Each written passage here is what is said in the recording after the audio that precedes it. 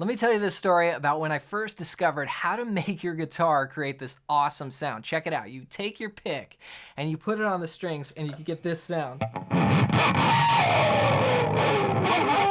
As you drag it across the strings, it's called a pick scrape, and I thought it was the coolest sound ever.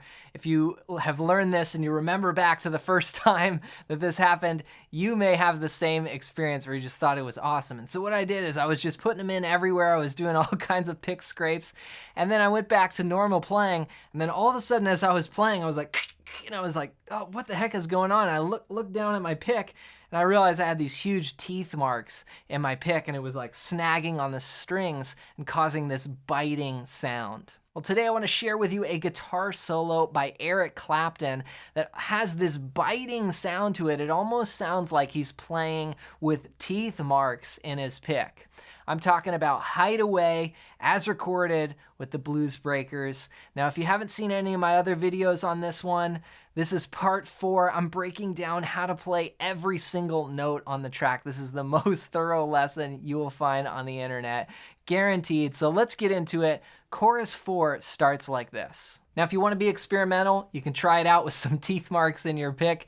Today, I'm using just a smooth pick for ease of explaining this. Here's what the first 4 bars sound like. A 1, 2, 3, 4.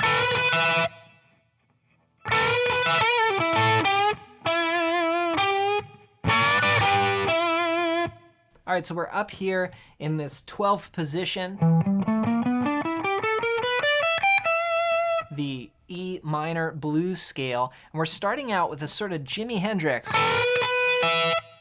double stop bend here. We're gonna play the 14th fret on the 3rd string and bend that up while also playing the 12th fret on the 2nd string. And then play 12 on the 2nd string and 12 on the 1st string like this. So it's 1 and 2. Okay, just a little 8th note rhythm there, and then off on beat 2. 1 and 2, 3, 4, 1. Okay, this is, again, sort of expanding on that. So he starts with this. I call that like a launching point lick. Then you do it again. You bend up the 14th fret. This time, we're gonna go 12 to the 2nd string, 12 on the 1st string, then go back to that 14. Bend it up, release it down, and then pull it off to 12. And then 14 on the 4th string.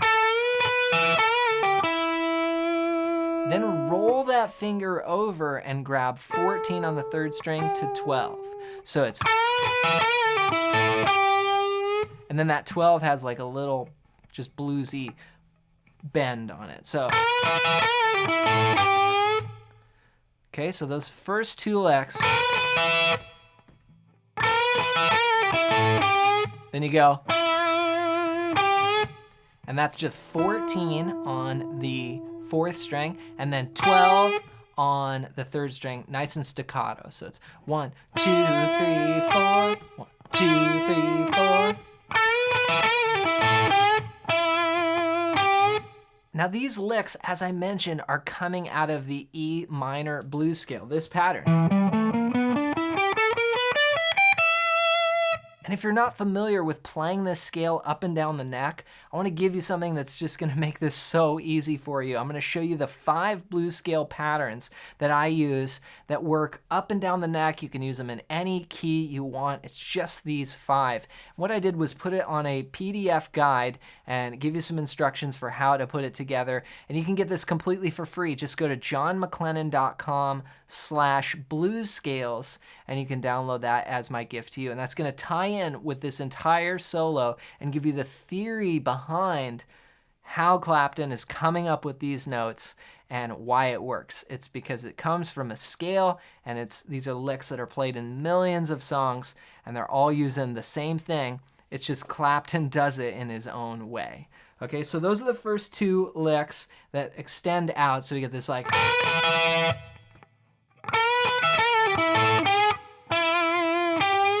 Then Clapton goes to double stops, and he goes... Okay, this is stuff that he would do all the time. He still does. He loves these double stops. And this is the 14th fret on the 3rd string and also on the 2nd string. And what you do, you try and bend this one up a whole step, 12 to 14, and then 14 up to, 14 up to 16 rather, and then 14 here bends up to 15. So you get this, and you're creating this classic blues lick, right? So you bend it up, and then you go to 12 and 12 on those same strings. So that's 12 on the 3rd string, 12 on the 2nd string. And then 14 on the 4th string. So 1 and 2 and 3 and 4 and 1 and 2 and 3 and 4 and... It does it twice, okay? So 1 and... Just a little theme there. And then it goes and expands on that. It goes... And when I play those 12s there, I'm pushing those up as well, just sort of with a bluesy inflection. So this variation goes bending it up to natural twice on each. So 2 bends, 2 naturals, and then 12. 2 times, all right? So there's a lot of just repeating these themes and kind of having different variations for these double stops. So backing up, the first part is 1 and then the variation. Then we go into some more blues single note playing. It goes...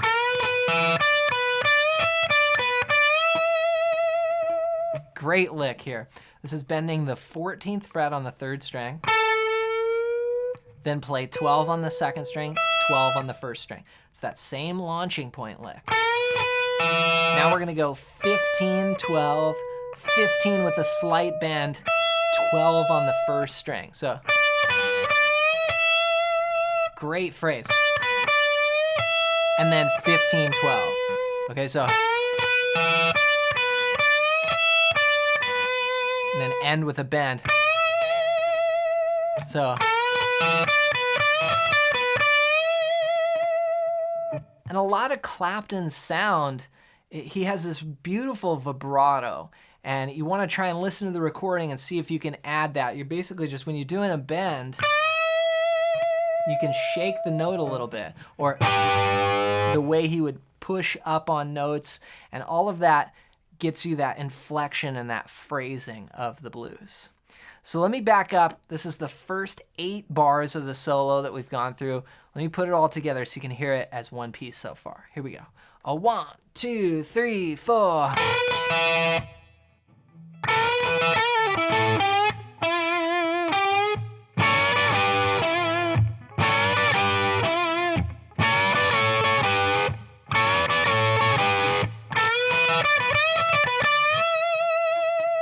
All right, this brings us to the last 4 bars of the 12-bar blues. So we're at the turnaround here. We're on that 5 chord, the B7, and he goes.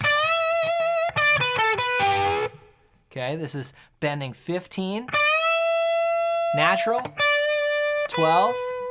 I'm on the 2nd string there. Then go to the 3rd string, 14, 2nd string, 12, and then kind of hop over there to 12 on the 3rd string with a little push. So.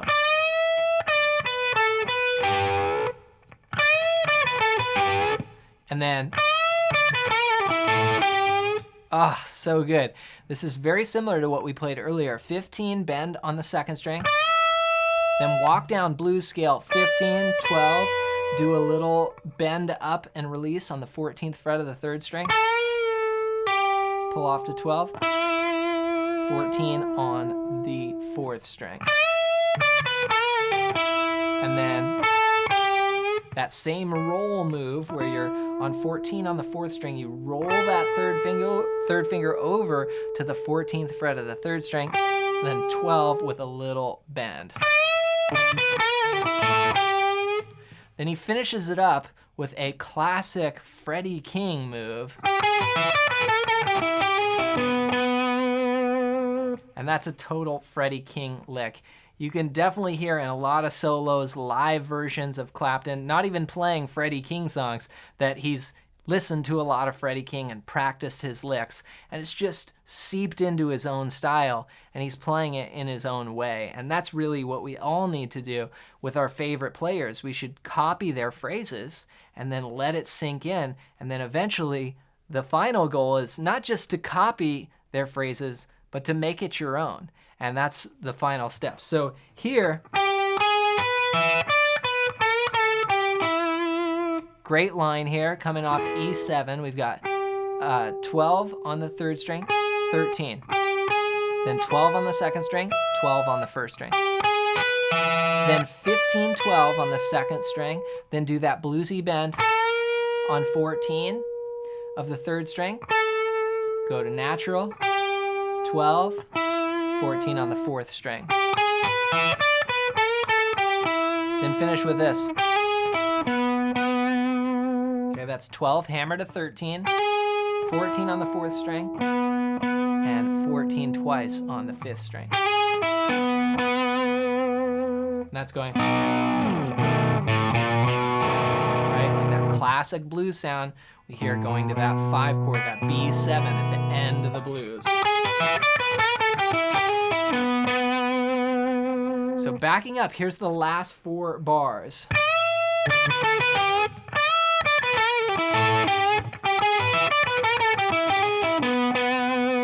All right, so let's give it a try. We're gonna put all 12 bars together. Get set, and I'll count us in. 1, 2, 3, 4.